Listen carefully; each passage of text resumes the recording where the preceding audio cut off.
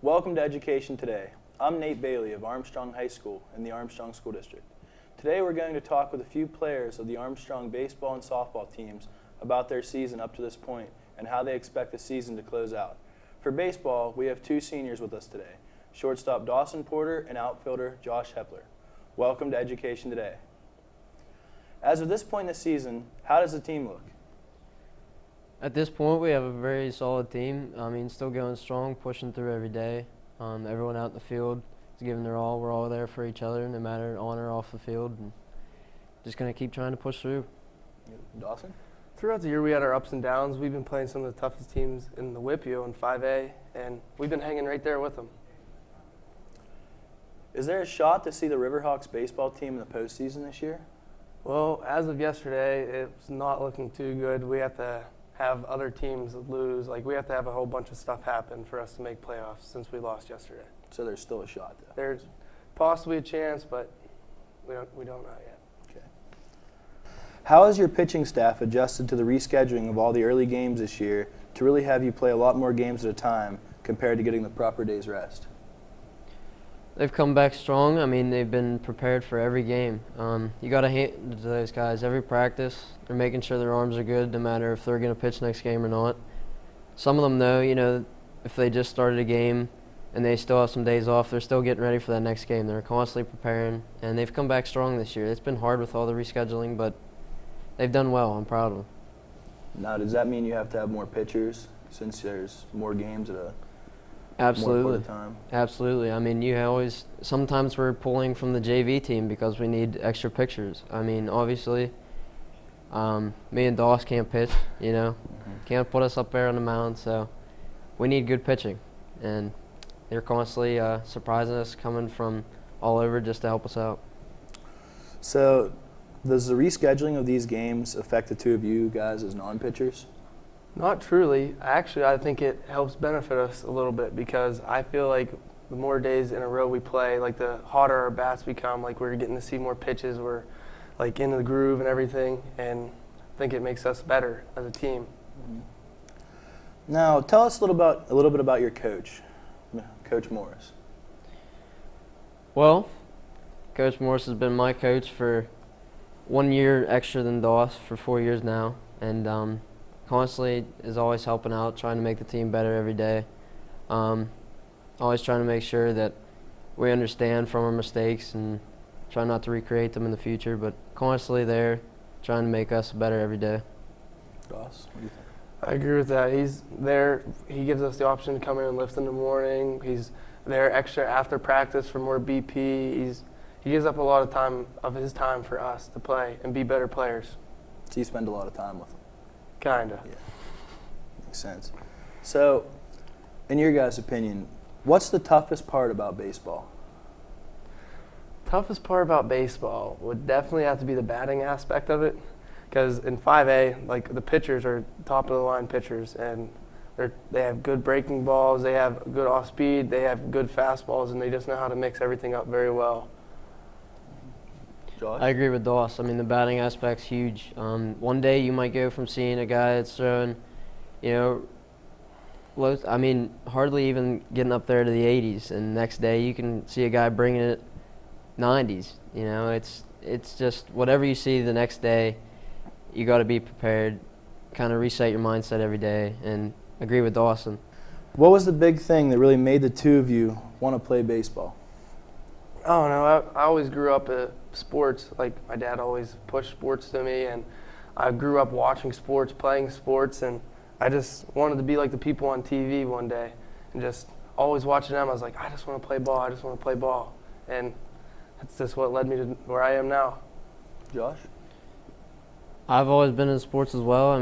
That's a big part of life, especially when you're little like me. You like to run around, energetic little guy. So sports was always a big part, and T-ball the whole way up through, just stuck with it. I've always liked the sport.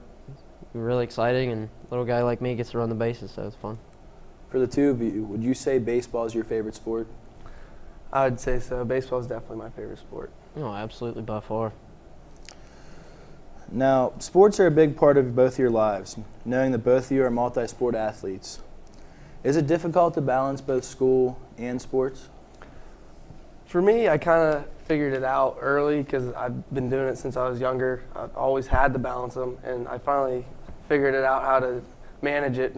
Late nights studying for tests, doing homework and stuff, but end up managing in school and having good grades still and playing sports.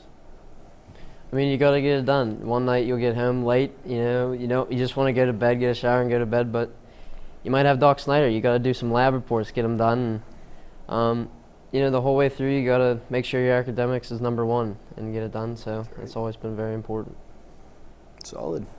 Now, a little bit off topic here, but who is your favorite baseball player of all time? By far, Derek Jeter. There's no question in my mind. He's always been my idol. Whenever you're growing up, what's a baseball player's dream? He wants to be the shortstop of the New York Yankees. The New York Yankees is the best team, I feel like. And who was the shortstop whenever we were growing up? Derek Jeter. He's always been my idol and always who I wanted to mimic whenever I play. Josh? I mean, the captain's a great player, but I've always been a fan of Andrew McCutcheon. I mean, I'm a Pittsburgh guy, grew up around here. I'm an outfielder, so it was always cool to watch him run fast and dive for balls. You always wanted to be him out in the outfield. And solid player. I mean, I always wanted to make my stance just like his. I mean, he just every time he connected with the ball, everyone would just stand up and watch. So obviously I can't hit it like him, but I've always tried, and it's good to He doesn't have watch 3,000 hits, though. I'm a McCutcheon fan myself, so that's awesome. Who's your player? Who's your favorite player of all time? I'd have to agree with you on Derek Jeter, but I'm a McCutcheon fan as well. I agree with our host. With this being both of your senior seasons, are you guys doing anything differently for the last go-around? No, not truly. I just have the same mindset. Just go up there, hit the ball, play solid, make the least amount of mistakes I can, and just go out there and try winning games for the team. He's absolutely right. Just make sure everything's all tightened up, ready to go.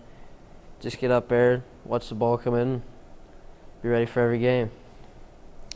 Now, do you guys have anything to tell the younger kids who are thinking of picking up baseball as a sport? Yeah, just always give your best effort.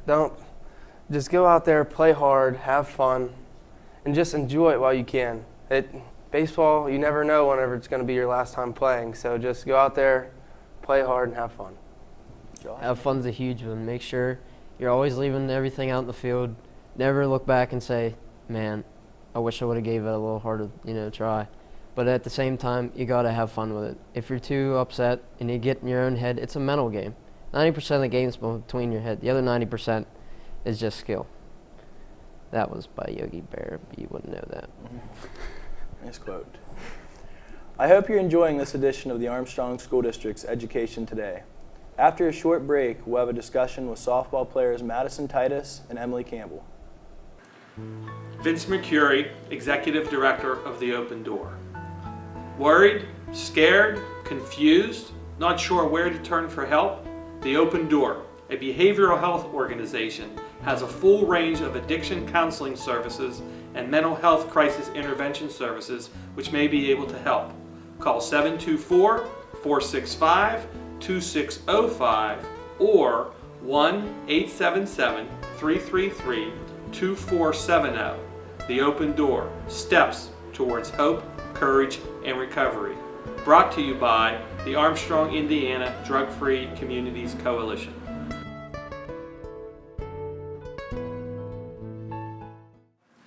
Hello, I'm Cindy McCrea, Director of Manor Addiction Recovery Center. Manor is committed to confidential quality services 24 hours a day, including fully licensed residential, partial hospital, and outpatient treatment programs. With 39 years of experience in addiction treatment, Manor puts an emphasis on the needs of special populations including women, co-occurring disorders, and adolescents. For more information, call 724-548-7607 or 800-323-1333. Brought to you by the Armstrong, Indiana Drug-Free Communities Coalition.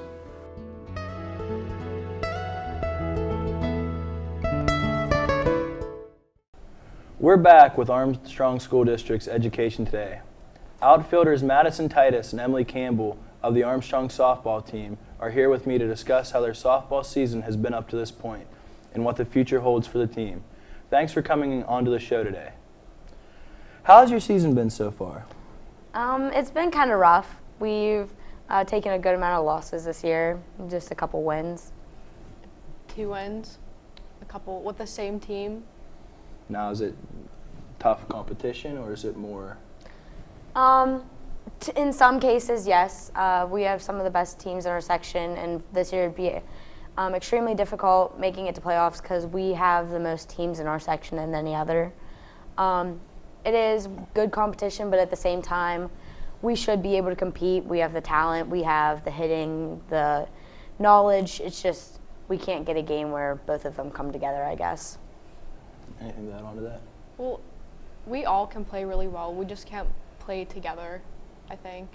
Can't get a good game going all together. Mm-mm. I get it. So, how irritating has it been to have so many games rescheduled due to the bad weather? It's really messed with our season, messed with our practice. Today we actually have our 4th outdoor practice of the whole entire season.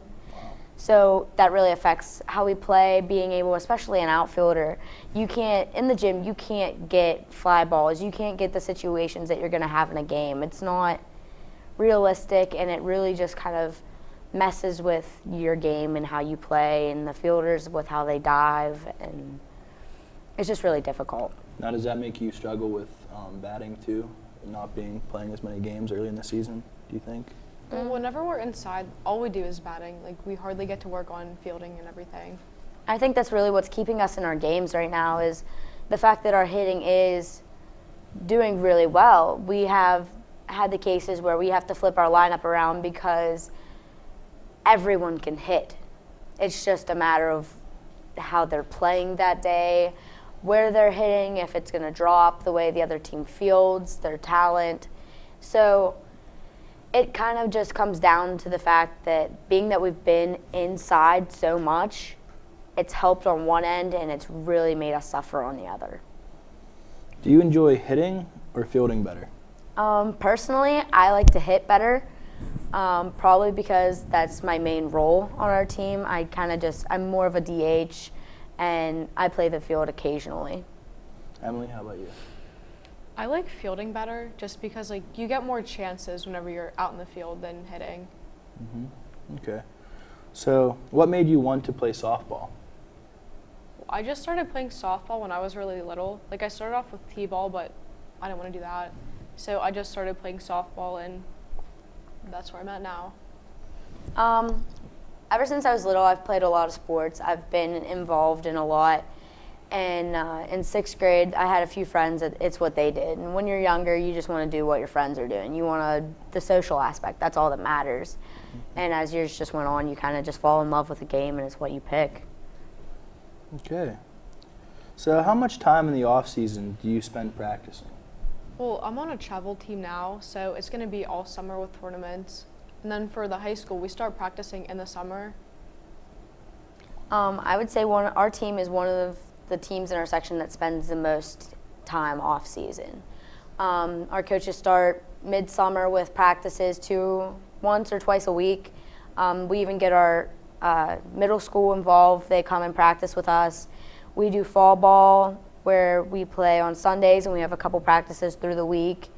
Then we get about a month off, and we start back up in November with indoor practices. So we practice like every Sunday all the way up till season. So, I mean, that's the most frustrating part, I think, of our game, in that we're not coming out with wins because we are one of the teams in our section that we put the most time in, and we've dedicated ourselves, and it's just upsetting that we can't perform. So, in your opinion, how are your coaches? Do you have a favorite or? I don't really know if there is a favorite. I mean, there are definitely coaches that you go to for specific things. I mean, Coach Schaefer, you go for hitting. Flanders, you go for if you want to know what's kind of going on that day. And he's kind of like, he leaks what's going to happen. He'll tell you if you're hitting. He'll tell you if you're fielding. Shauna's just kind of all around. She's good support, and she really cares about us. It's just being a head coach, it's a difficult decision sometimes. Emily, what do you think? Do you have a favorite or? I don't really have a favorite, but like MT said, like they all have specific roles for our team. Okay. So, what's the toughest skill to conquer in softball? Probably the mental aspect of the game. What do you mean by that? Just like running the play through your head before it happens. Like as an outfielder, you just have to. There's 3 Bs: ball, base, and backup. So you just have to run like through your head what you have to do if the ball is hit to you. It's a lot of knowing what's going to happen when something happens. Like the mental aspect is you miss a ball, you make an error, you need to be able to bounce back, because if you want to be good and you want to play well in your position, one error can't make your whole game. And like Emily said, knowing where the ball goes, knowing what's going to happen next, knowing where you're supposed to play is a big part of it, because that's where a lot of teams fall apart. They have the skill, they have the hitting, they are great mechanics, they just don't know what to do in high stress situations. Do you guys have any like superstitions you do before you play? It's not really a superstition as much as it is like a tradition. We kind of skewed away from it this year a little bit, but at the end we've kind of come back to it. We do, it's like mental preparation it's imagery. So we all sit down together, close your eyes, and our coach goes through a situation. And it's just to relax and kind of put you in that situation where you are preparing for your mental aspect. Emily, any superstitions that you ever did? Or? Well, there's this one game, and this girl got hit in the face with a ball whenever we were warming up.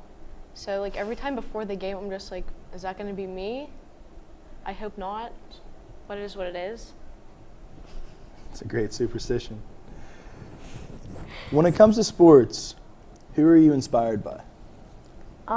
When I was younger, I have my mom's brother. He's younger than her by a lot, but he was old enough that he kind of was what I looked up to, and I liked the way that he was always active and involved, and it's kind of where, like, because of him, I started swimming, and I got into a lot of sports and just wanting to be active and kind of be like them.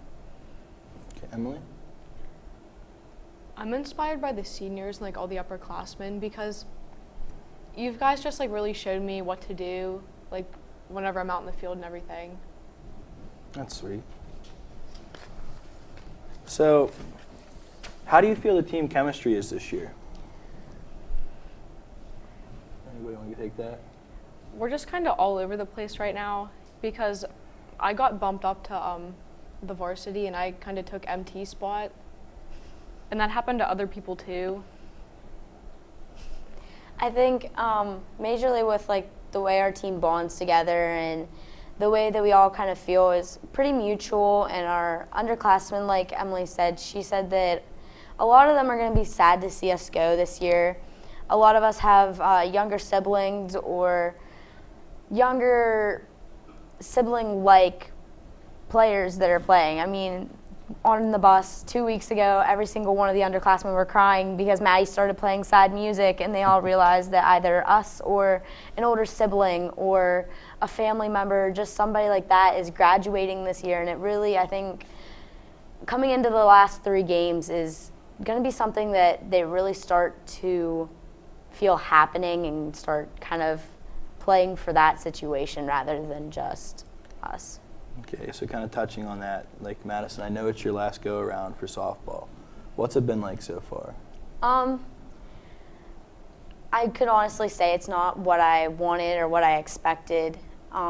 It's not completely the way I would want to go out, but at the same time, I couldn't imagine going out with any other team. I mean, my sister's a freshman this year, and I think it's one of the biggest things for me that I finally get to play one season with her. Like, I've played and she's played for how many years now, but just the fact that I can be on a team with her, spend as much time as I have, like with sports between the two of us being in very different things, it's kind of pulled us apart to a point where I'm not really home as much and she's home at different times.